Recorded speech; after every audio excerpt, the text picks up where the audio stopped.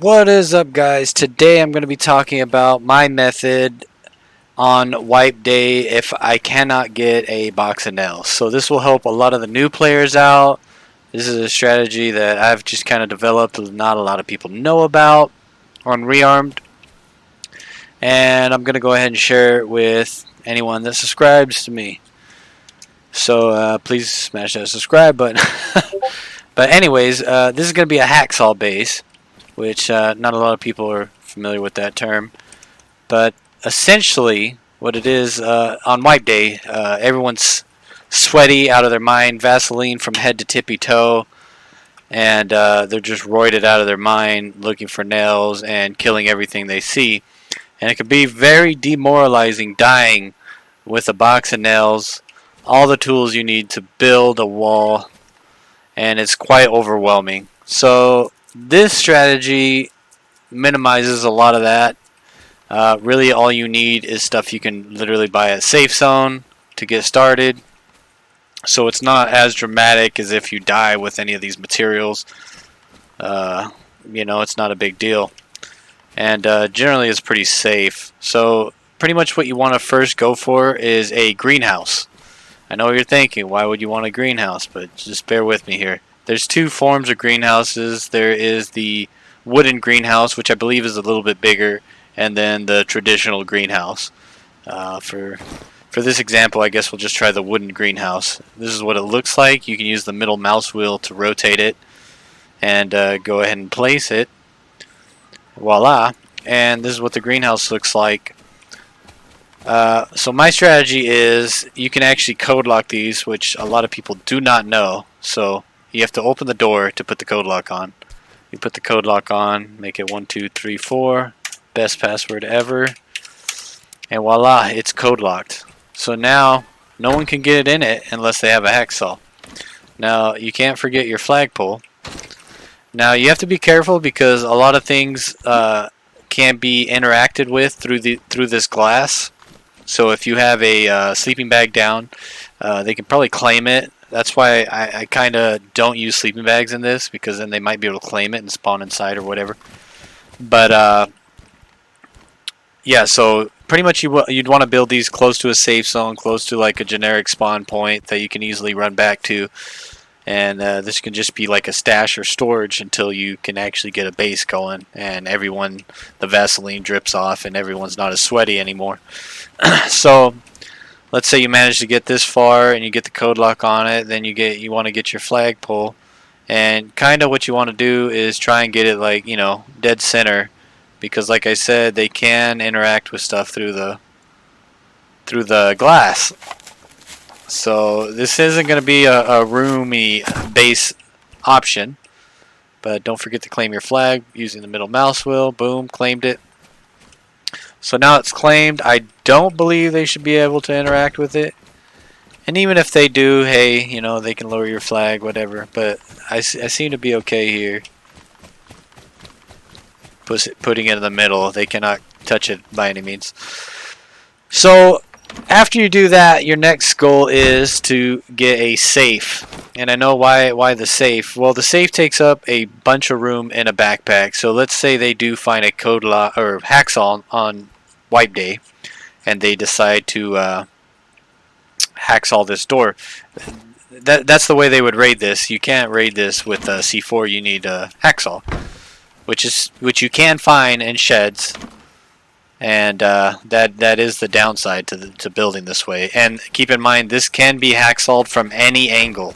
So I can hacksaw it from here. I can hacksaw it from here, the top, any angle. This can be hacksawed. And then after that, all you need is a tool to dismantle.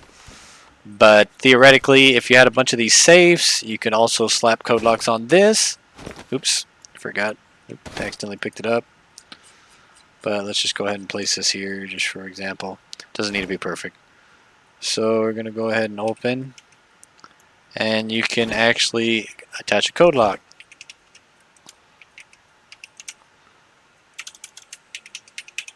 Oh my god. If you're not special. I think I messed up. There we go. Okay, so now it's code locked. So keep in mind a hacksaw is 65,000. So they'd have to spend 65,000 to hacksaw this, and then another 65,000 to hacksaw this. Now keep in mind this only has 100 slots, so this kind of limits you into what you can put in here, which is a good thing. So essentially, you know, you're just using this for storage, money and cash and stuff like that. So you stash this, and the minute you get more money, you buy another safe, and you buy another code lock, and eventually you just fill this thing with safes and code locks, and then you can pick which safe you want to work out of, and just put all your eggs in one basket essentially. So if I were to raid this and use one hacksaw, and then let's say I cut 2 safes open, and there's nothing in them, that's pretty demoralizing right there to have spent, you know, almost more than 100,000 and got nothing in return. So it's kind of a good method, good deterrent, and you don't need nails, you don't need to know how to build, you don't need to know anything really. You can put this anywhere. You can put this in a building and use this as a temporary base or order of operations. Keep in mind they can shoot through the glass. If you die in the middle, they shouldn't be able to get to your body though, so you get the last laugh. What other good things? Yeah, I mean, this is pretty much it. This is for like the new people, new to the server. Sometimes it can be sweaty on wipe day. So this is what the other greenhouse looks like. It's a little bit smaller. So if you're trying to get it like maybe in a building, like the building over there off in the distance, you can essentially just set this greenhouse in the top of that building over there and pretty much recreate what I did here. And then when you finally get some nails, maybe you kill a guy and he has some nails on it, and you can stash it in your safes. And once you got all the tools rounded up, you can build, and then you'll just be even more safe. And then a good thing about this is you'll have code locks, so you can essentially take the code lock off one of your safes, put it on the door you just built, and you're not having to go, you know, out to the safe zone and buy a code lock and jeopardize your base. At least this is code locked. Keep in mind that theoretically, if this was in a house such as over there, I could use one hacksaw, dismantle this flag, and then build my own flag, and then take over your base for essentially one hacksaw. So that is a downside as well. If it's freestanding like this, it's going to cost them a little bit more to build around your safes, meaning it's going to cost more nails for them to block in their saves, your saves, giving them time to get the money to hacksaw everything, you know what I mean? So like if you built over there in that house, pretty much all I would need to do is use one hacksaw, dismantle the flag, put my own flag, and build a door, and then all your safes are now my safes, even though they're code locked, and I could just slowly get the hacksaws and slowly saw them open when I get the funds. So, you know, kind of use at your own risk. It's kind of up and down, but this is an option for new players on the server, and just kind of a strategy. You know, sometimes it's sweaty as all can be, and blonde bang chubby cheek kids, you know, out there just roided out, and they probably use their mom's credit card to buy hacks for wipe day or whatever. So this is a good option. I don't believe in burying stuff because, you know, like I said, the blonde bang chubby cheek kids, they use their mom's credit cards, can dig up stashes. They usually get caught, but, you know, hey, let's say you're the one that gets screwed, right? But so this is a good option. And if you found this useful, please subscribe to my channel. I usually don't share my secrets, but I got a lot more.